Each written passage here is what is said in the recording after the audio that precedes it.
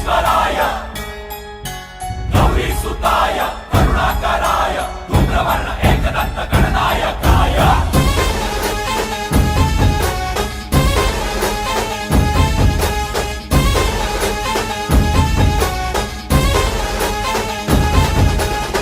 जीव जडला चरणी तुझ्या रे